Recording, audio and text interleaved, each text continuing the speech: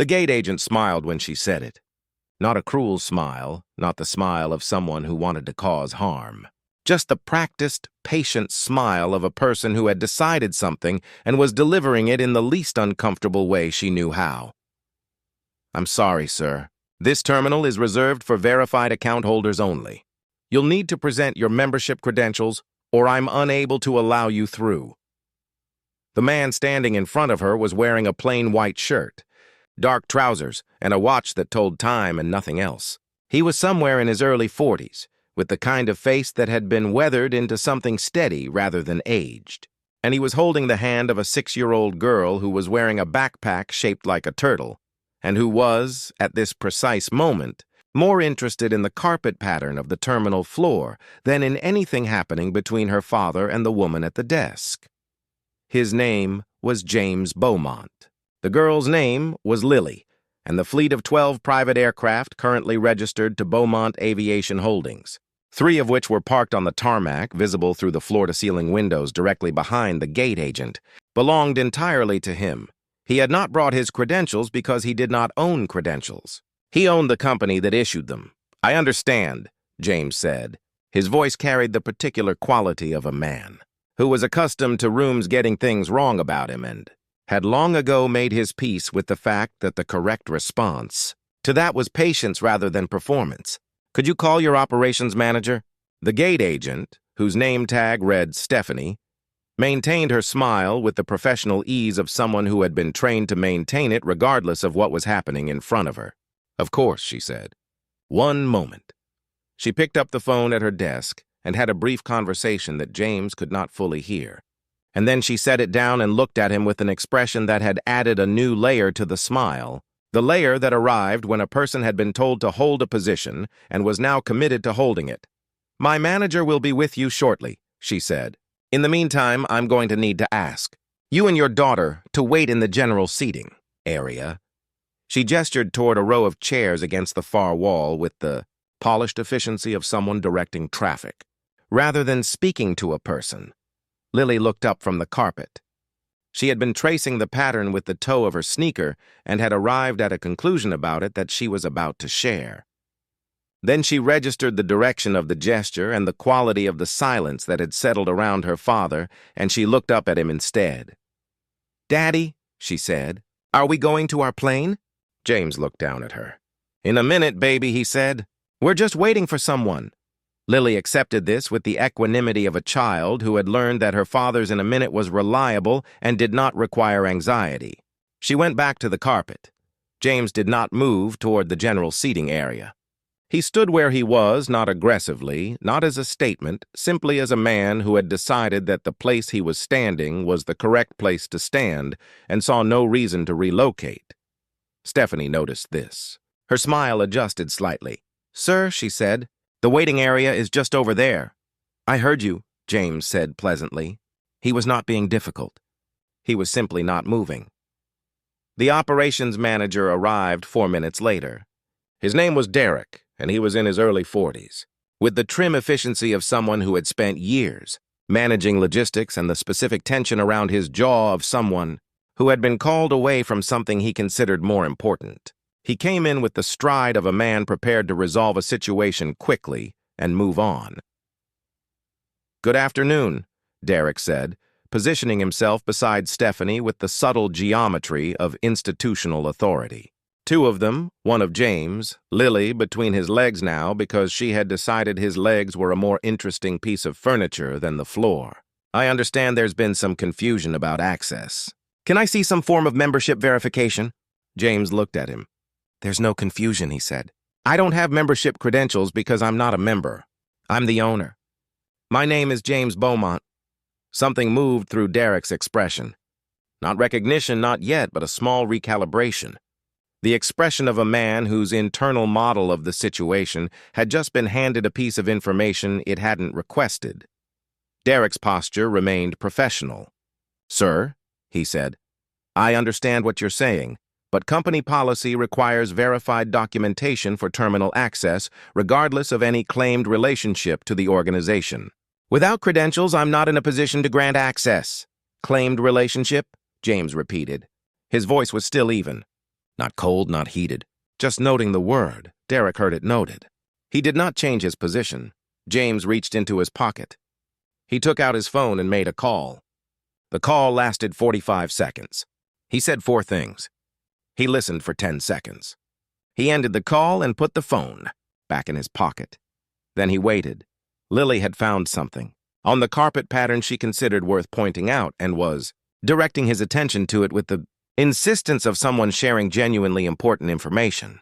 He crouched down beside her and looked at the thing she was pointing at, which was a small geometric shape that she had decided looked like a duck, and he agreed that it looked like a duck, and she looked satisfied and went back to tracing with her.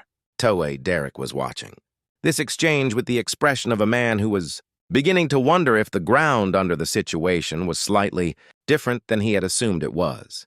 Stephanie's phone rang. She answered it. Her face changed. She said yes 3 times and nothing else and put the phone down. She looked at Derek. Then she looked at James.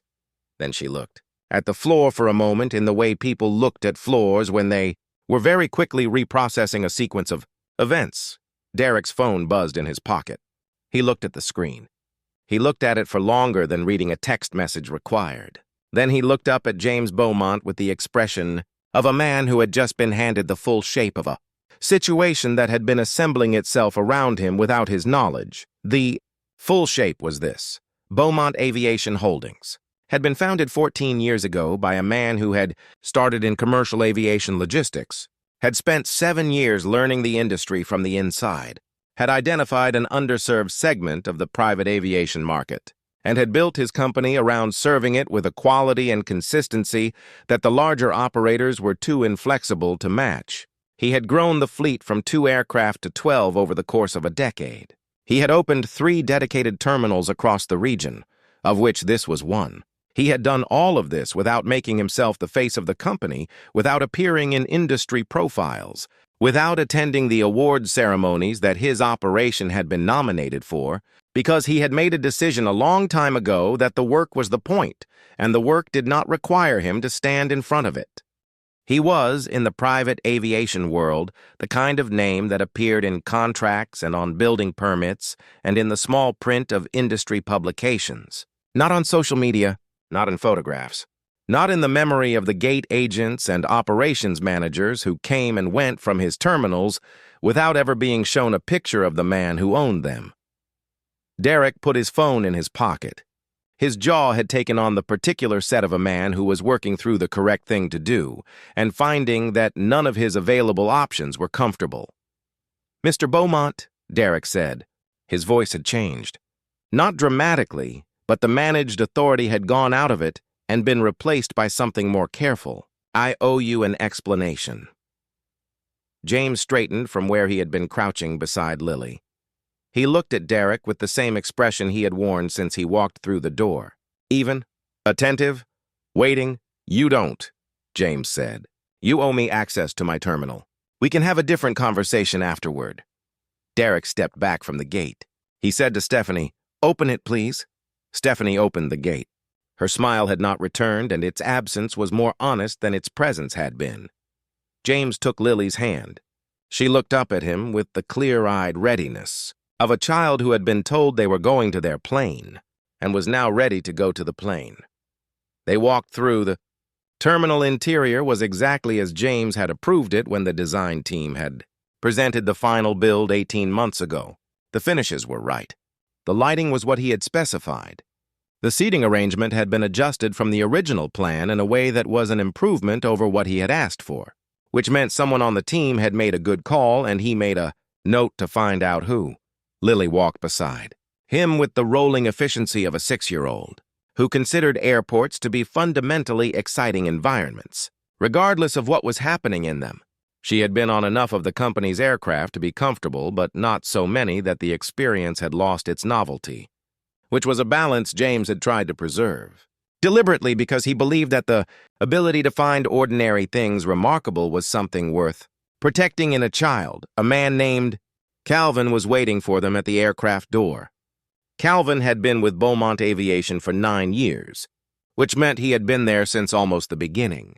And he had the particular warmth of someone who had watched something be built from close range and felt a genuine stake in what it had become.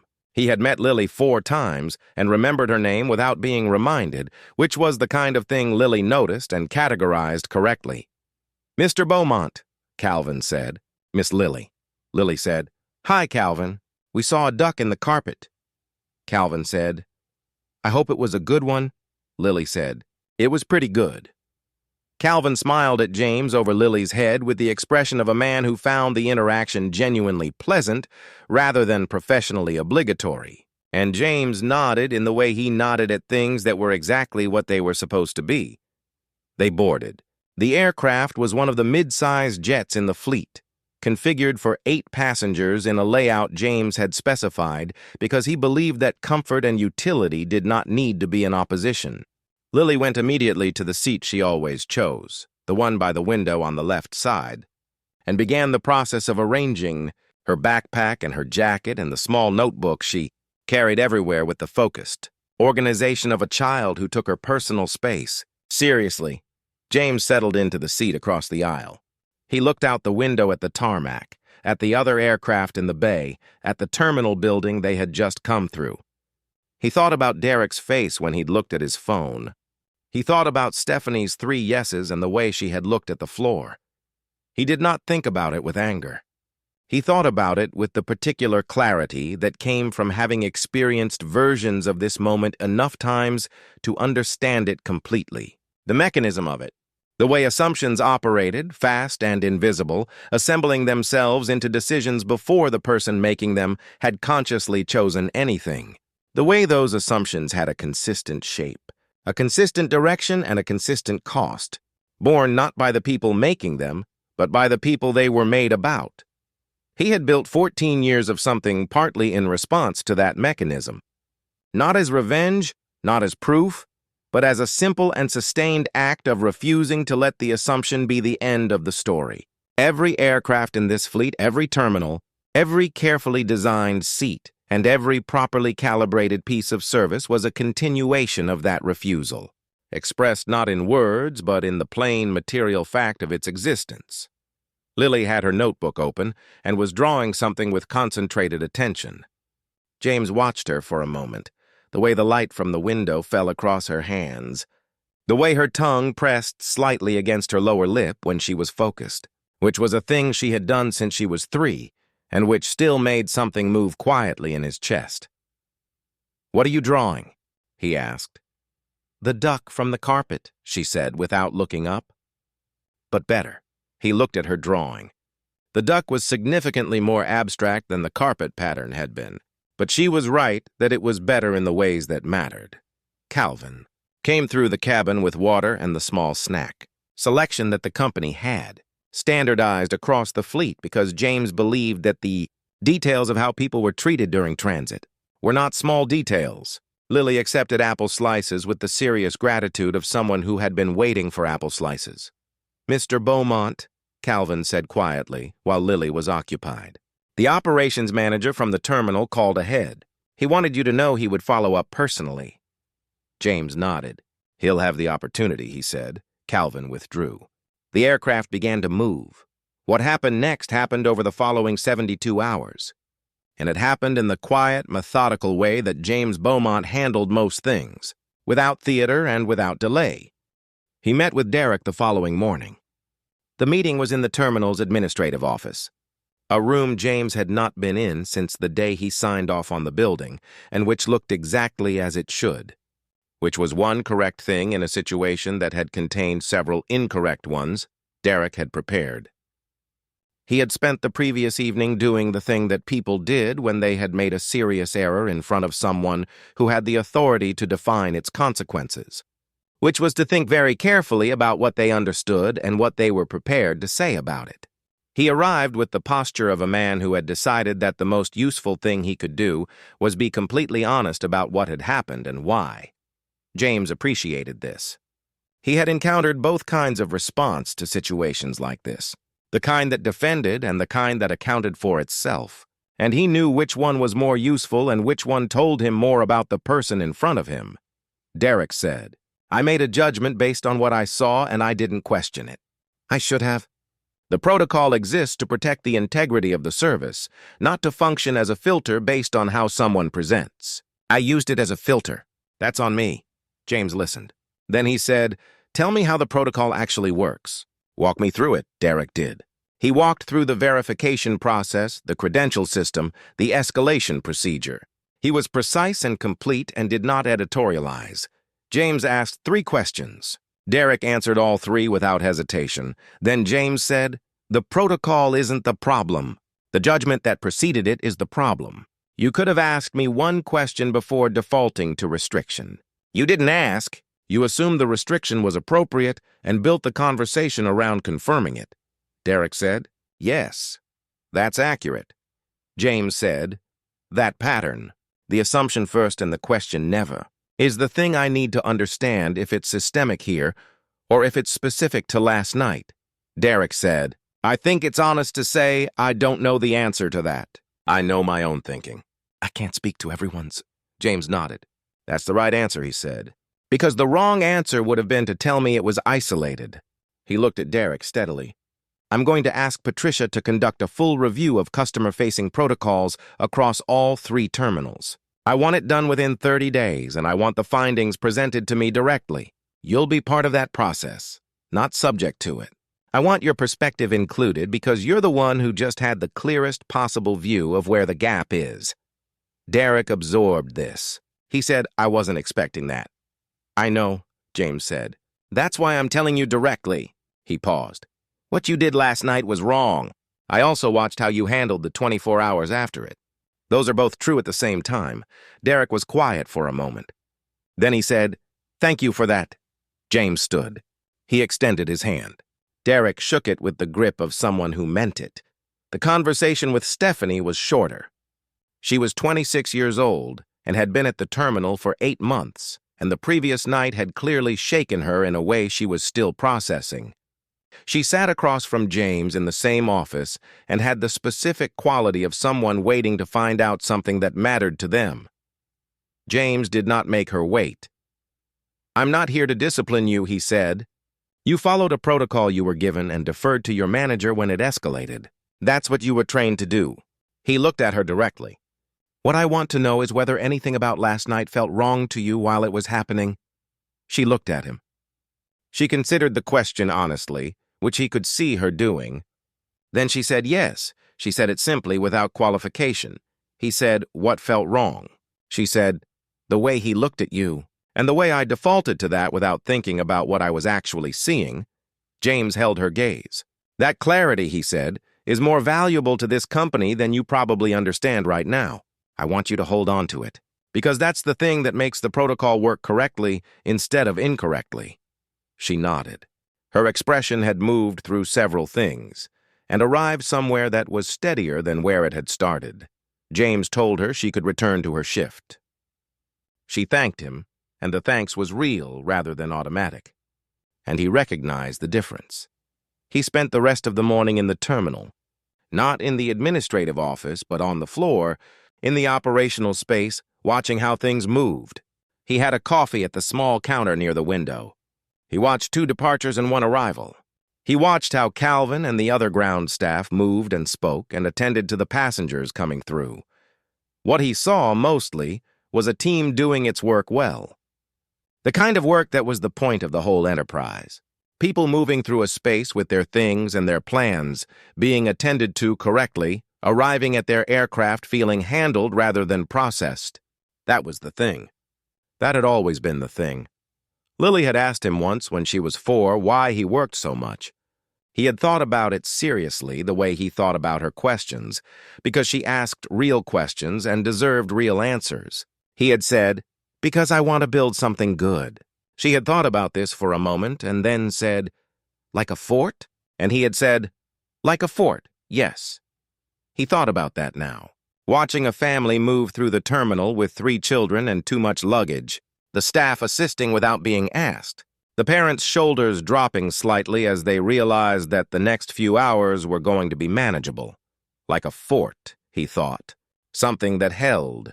He flew home that evening on the same aircraft.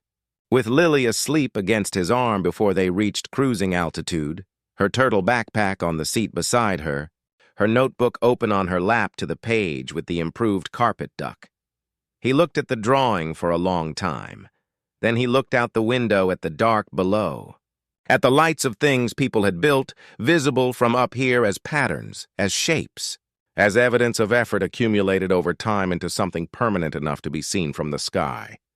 He thought about his father, who had spent 30 years in an industry that had handed him every credential he earned and still managed to make him feel, regularly and without apology, like a guest in his own professional life. He thought about what his father had said to him once, sitting at the kitchen table on a Sunday morning with the particular directness that came out of him sometimes when he was tired of carrying something alone. He had said, "The point is not to prove anything to them. The point is to build something so real that the proof is just a side effect." James had been 22 when his father said that. He had not fully understood it yet.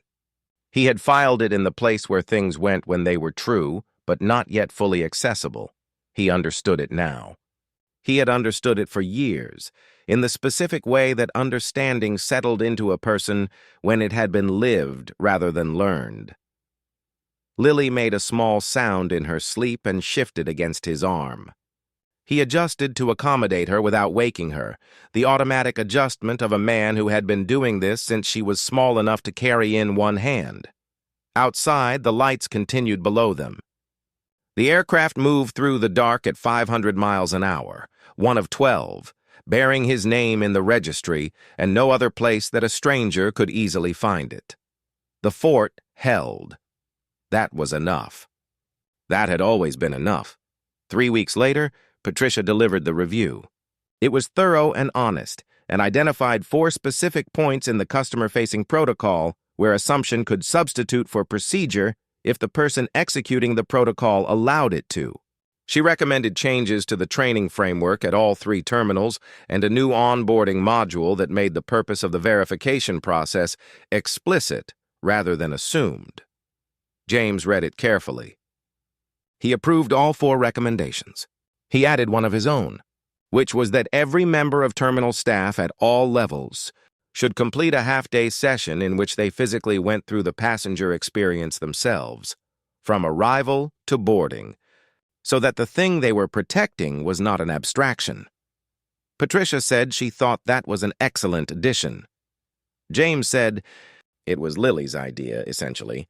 Patricia looked at him. "She was 6, he said. She told me that the carpet in the terminal had a duck in it that nobody else had noticed. And I thought about how much you miss when you're standing on the wrong side of the desk." Patricia wrote it into the framework that afternoon. She titled the session "The Other Side of the Desk" because some things named themselves correctly. Lily never knew any of this. She knew that she had gone on a trip with her father and that the carpet had a duck in it and that Calvin had confirmed the duck was pretty good.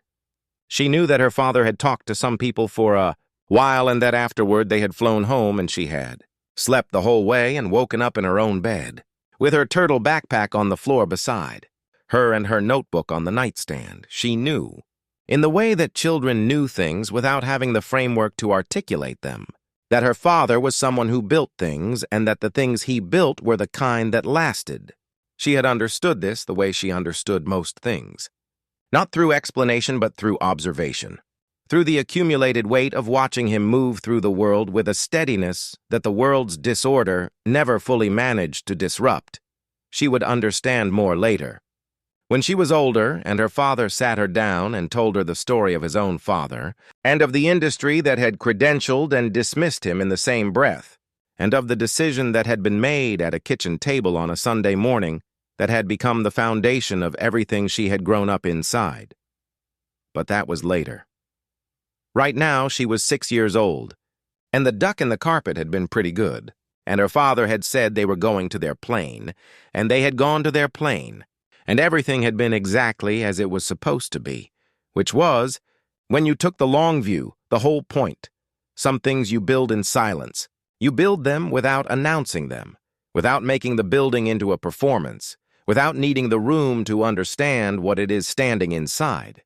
You build them because your father handed you a clarity that was too important to waste, and because you decided, somewhere early and somewhere permanent, that the correct response to a world that underestimated you was not to argue with it, but to outlast it. And then one day you walk into a room that was built with your name, and you are told you do not belong there. And you wait, and you make one phone call, and the room catches up to what it always was. And you take your daughter's hand and you walk through, and she tells you about the duck. And that is the story.